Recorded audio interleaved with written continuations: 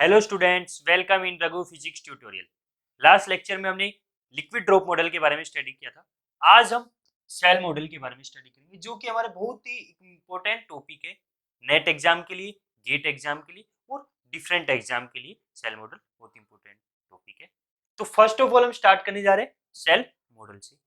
तो cell model में according to cell model, कोई भी nuclei having these number of protons 2 8 20 28 50 82 या 126 having these number of protons are more stable than the another nuclei।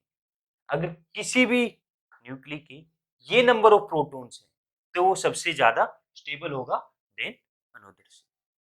ठीक है, तो इन नंबर को हमने उसने क्या कहा, मैजिक नंबर। मैजिक नंबर, ये क्या हो गया, मैजिक नंबर। किसी भी न्यूक्लिक अगर दीज नंबर ऑफ प्रोटॉन्स हो या न्यूट्रॉन तो वो बहुत ही स्टेबल होगा। फर्स्ट पॉइंट था। सेकंड, उसने क्या बताया, कोई भी न्यूक्लियस है उसके अंदर एक न्यूट्रॉन है, प्रोटॉन है, ठीक है, न्यूक्लियॉन्स है। ये ऐसे इसके अंदर बहुत सारे लार्ज नंबर ऑफ, तो वो इंटरेक्ट करेगा ना कि अपने नेबर के साथ, लेकिन जो आस पड़ोस के और भी है उन सभी के साथ भी वो इंटरेक्ट करता है, कोई भी न्यूक्लियस। तो सेकंड किसके बारे में बताया, इंटरेक्शन के बारे में। It interacts not only with neighbour but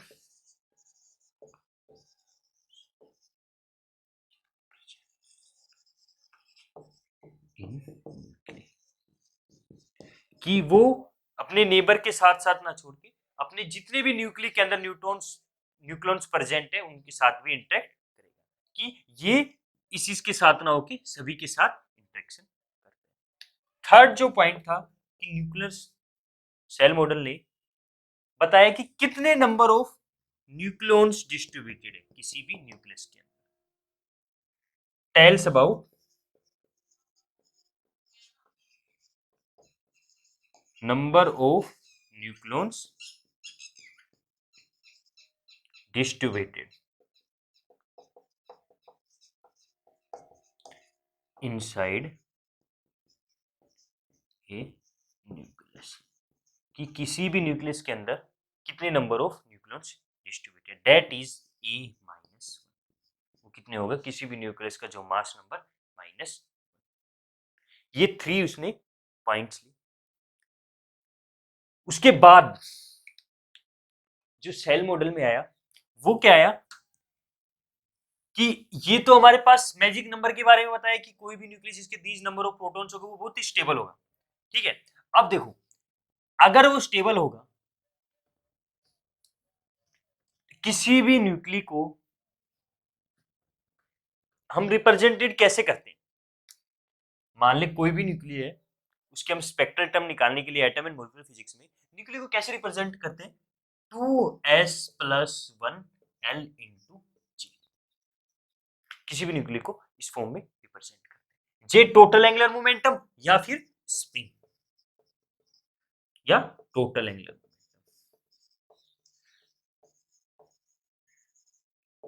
momentum. ये टोटल नंबर ऑफ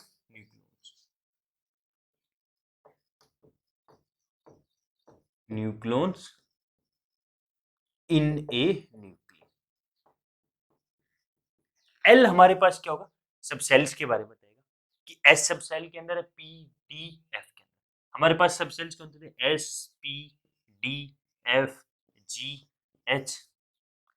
यहाँ पे इसके लिए एल की वैल्यू 0 1 2 3 4 5। तो ये किसके बारे में बताएगा, एल सब सेल्स के बारे में। अब देखो इतना हमें पता चल गया।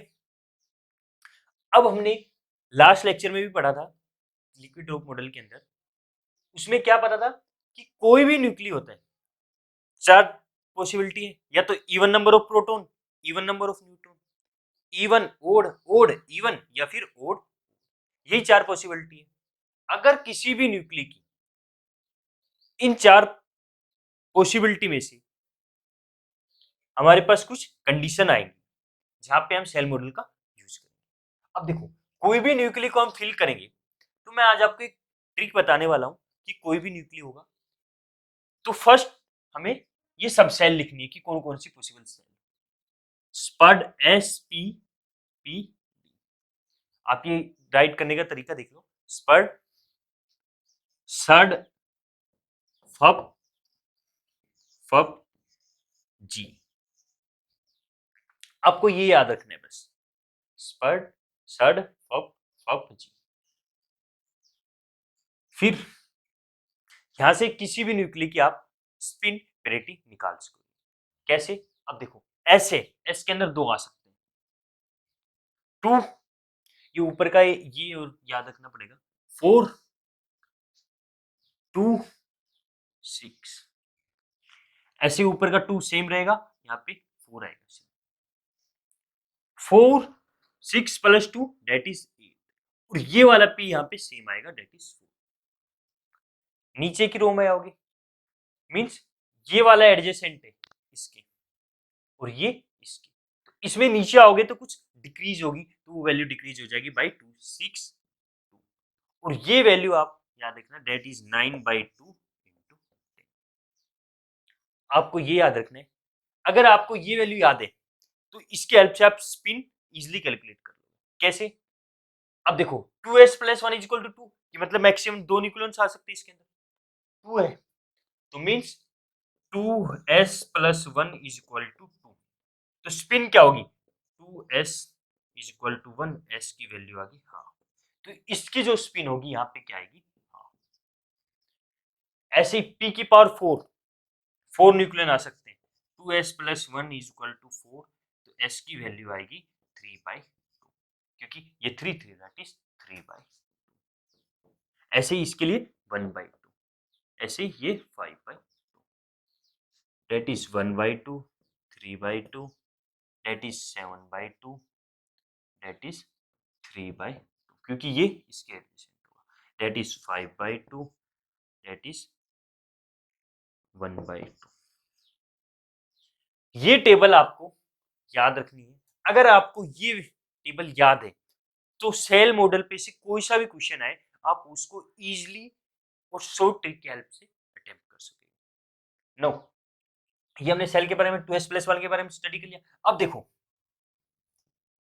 हमारे पास चार ही पॉसिबिलिटी है। फर्स्ट पॉसिबिलिटी क्या है कि या तो पहले हमारे पास पॉसिबिलिटी क्या है, इवन न्यूक्ली, कि इवन न्यूक्ली होगा। इवन न्यूक्ली के अंदर क्या होगा, या अगर हमारे पास इवन नंबर ऑफ प्रोटॉन है, इवन प्रोटॉन है और इवन ही हमारे पास क्या है न्यूट्रॉन। अगर even number of proton even number of neutron, तो हमारे पास जो रूल होगा वो क्या होगी, जो हमारे पास जे की वैल्यू होगी वो क्या होगी 0, और पेरिटी हमारे पास क्या होगी इवन। पेरिटी क्या होगी हमारे पास, फर्स्ट पॉसिबिलिटी ये होगी। अगर कहीं पे भी इवन नंबर ऑफ प्रोटॉन और इवन नंबर ऑफ न्यूट्रॉन, तो हमारे पास जे की वैल्यू स्पिन की वैल्यू 0, और पेरिटी हमारे पास क्या होगा ऑलवेज भी। सेकंड केस क्या होगा, अगर हमारे पास even number of proton, even odd combination, even odd combination लिख सकते हो आप इसे, कि इवन ओड कॉम्बिनेशन में कि इवन प्रोटोन हो ओड न्यूट्रॉन हो, या तो इवन प्रोटोन हो ओड न्यूट्रॉन, या फिर ओड प्रोटॉन और इवन दो ही पॉसिबिलिटी हो सकती है इवन ओड कॉम्बिनेशन में, या तो even proton odd neutron, odd proton even neutron. तो हमेशा जो ओड है उसके लिए वैल्यू फाइंड करेंगे स्पिन और पेरिटी की। तो अगर ये वाली फर्स्ट है कॉम्बिनेशन इसमें इवन प्रोटॉन ओड, तो इसके लिए जे एन की वैल्यू निकालेंगे, देन एल एन की वैल्यू निकालेंगे, ये एल की वैल्यू निकालेंगे और जे एन की वैल्यू स्पिन फॉर न्यूट्रॉन और उसके लिए।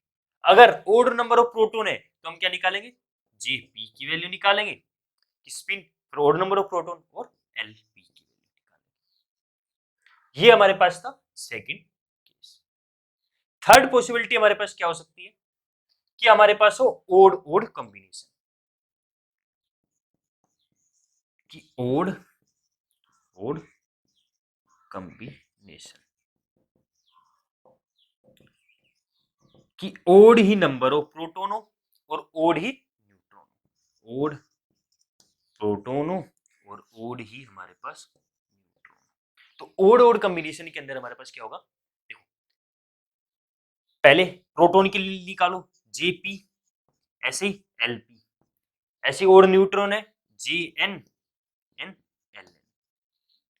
अब जे की जेपी की वैल्यू होगी LP J N L N. अब हमें निकालनी जे की वैल्यू, स्पिन की वैल्यू। जो स्पिन होगी वो क्या होगी, जेपी प्लस जे एन, पहले इन सबका सम करना, JP plus J N plus L P plus L. अगर इन सबका सम इवन आई, इन सबका सम इवन आई, तो हमारे पास जे की वैल्यू क्या होगी, हमारे पास सेकंड केस को आप मैं यहां से इरेज कर देता हूं दोनों केस को।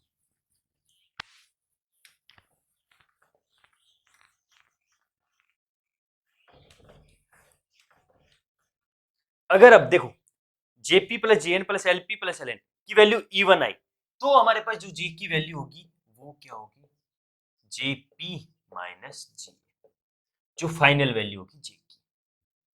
ऐसे ही ये JP plus J N plus LP plus L N की वैल्यू क्या है, ओड। सेकंड पॉसिबिलिटी या तो इवन होगी या ओड होगी। अगर ये वैल्यू ओड आई तो जो जे की फाइनल वैल्यू आएगी वो क्या होगी, जेपी प्लस जे। क्लियर, निकल गया यहां तक। अब आती है हमारे पास स्पिन, निकल गई स्पिन या एंगुलर मोमेंटम। पेरिटी क्या होगी थर्ड केस के अंदर, parity -1 L P plus L, क्योंकि ओड ओड कॉम्बिनेशन है तो हमारे पास ओड ओड कॉम्बिनेशन के लिए पेरिटी क्या होगी, 1 - 1 L P plus L. Clear, ये था हमारे पास ओड ओड कॉम्बिनेशन के लिए। अब मैं आपको जो सेल मॉडल के ऊपर क्वेश्चन आते हैं कि उन क्वेश्चन को किन ट्रिक्स की हेल्प से हम सोल्व करेंगे, तो हम एक सीक्वेंस वाइज इन क्वेश्चन को लेके चलेंगे। फर्स्ट कॉम्बिनेशन होगा हमारे पास इवन इवन का।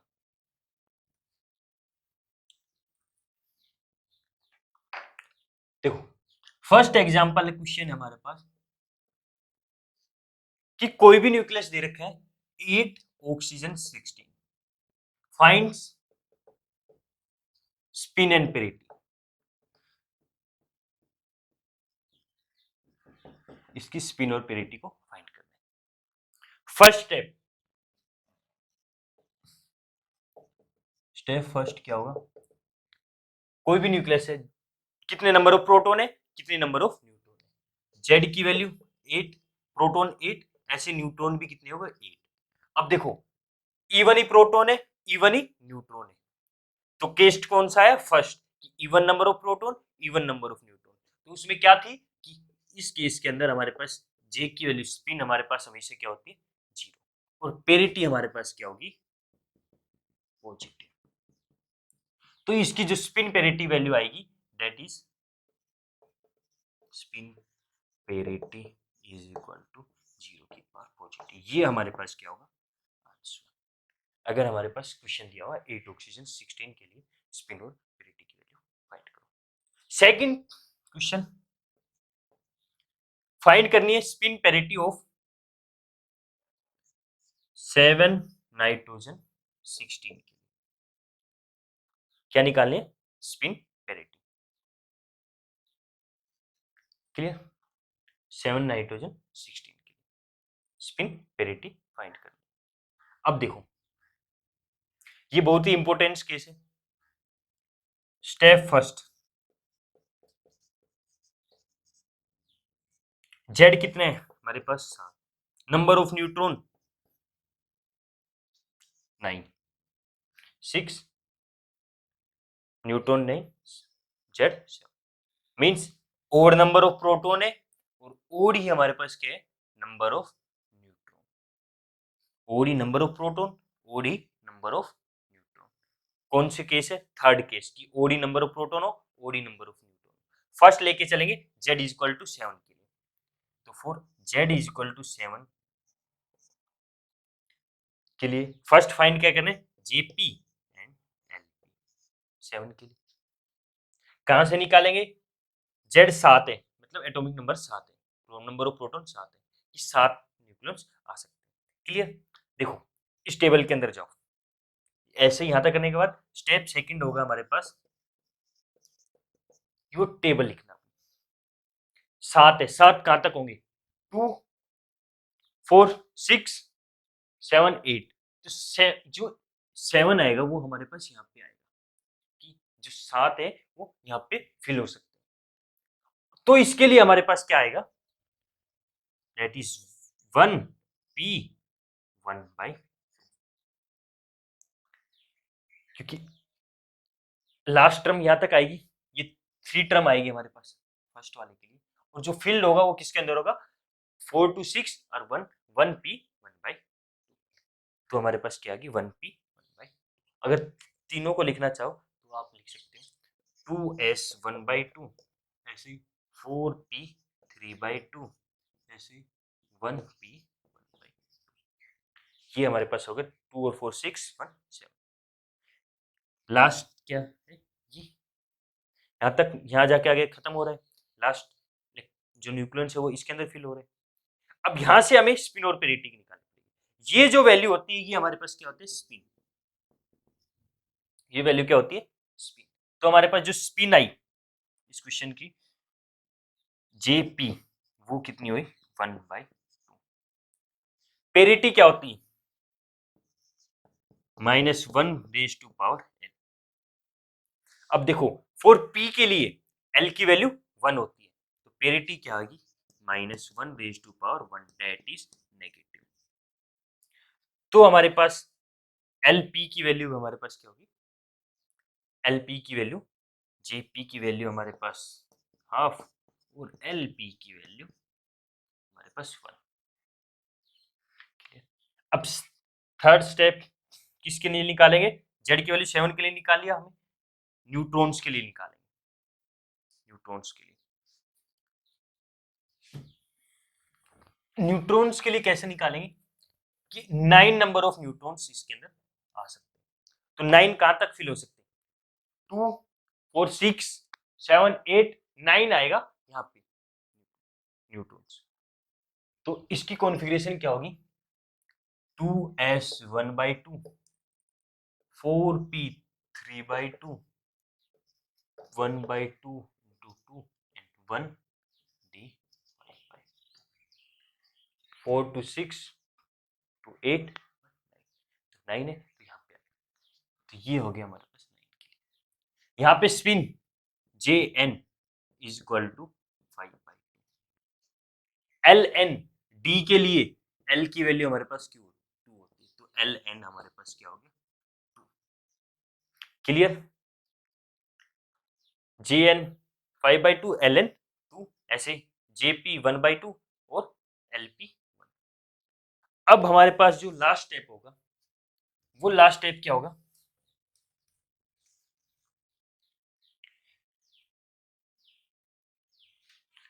तो हमारे पास ये दो टर्म आ गई, Jp 1/2 और Lp की वैल्यू 1 और Jn 5/2 Ln की वैल्यू। तो अब हमें निकालनी है फाइनल स्पिन, वो क्या है?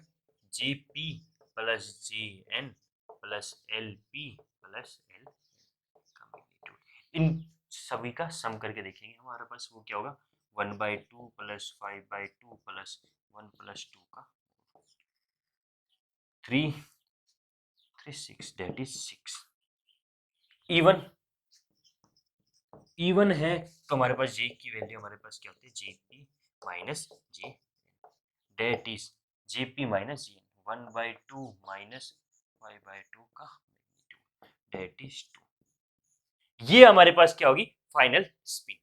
फाइनल स्पिन आ गई। देन हमें निकालनी फाइनल पेरिटी।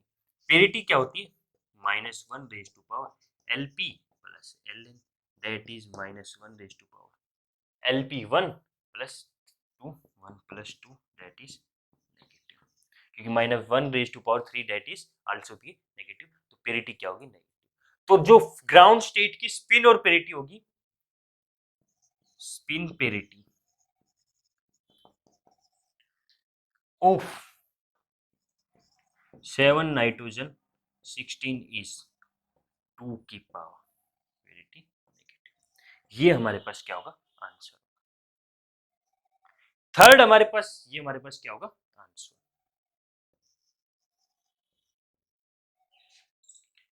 थर्ड जो केस पॉसिबिलिटी है वो क्या है कि हमारे पास इवन ओड कॉन्फ़िगरेशन, हमारे पास ये 3 पॉसिबिलिटी है, या तो इवन ओड हो या ओड इवन हो या इवन इवन हो या फिर ओड ओड। तो जो थर्ड होगी पॉसिबिलिटी वो क्या होगी हमारे पास, थर्ड जो क्वेश्चन होगा टाइप वो क्या होगी, find the spin parity of spin parity of 13 aluminium 27। Step first, find Z, Z की value, number of proton, number of neutron. तो हमें लेना कौन सा है जो ओड हो। स्टेप सेकंड, जेड की वैल्यू 13 के लिए फाइंड करने हैं जेपी एंड एल। 13 कहां तक फिल हो सकते हैं देखो, 4 6 8 14 14, तो ये कहां पे आएंगे यहां तक, कहां तक 14 यहां तक, तो 13 इसके अंदर आएगा, that is S P P D 2 4 2 6 1/2 3/2 5/1/2 and 5/2। जो लास्ट होगा वो कहां पे फिल होगा यहाँ पे होगा। तो इसके लिए जेपी की वैल्यू हमारे पास क्या होगी 5/2 और एलपी की वैल्यू क्या होगी, तो स्पिन हमारे पास क्या होगी 5/2, एलपी की वैल्यू 2, तो पेरिटी क्या हो जाएगी -1 एलपी, क्योंकि इवन ओड कॉम्बिनेशन है तो इसमें जो ओड होगा उसके लिए पेरिटी निकालेंगे, तो -1 दैट इज पॉजिटिव। तो हमारे पास जो स्पिन एंड पेरिटी होगी वो क्या होगी इज इक्वल टू 5/2 की पेरिटी पॉजिटिव। ये हमारे पास क्या होगा आंसर। तो ये हमारे पास सेल मॉडल से रिलेटेड क्वेश्चन थे। नेक्स्ट लेक्चर में हम सेल मॉडल में ही आगे मूव करेंगे, जो कि उसके अंदर हम किसी भी न्यूक्लियर की मैग्नेटिक मोमेंट और इलेक्ट्रिक क्वाड्रपोल मोमेंट निकालना सीखेंगे। देन उससे आगे हम उनसे रिलेटेड जितने भी नेट गेट एग्जाम के अंदर प्रॉब्लम आई उनको सॉल्व करेंगे। Thank you.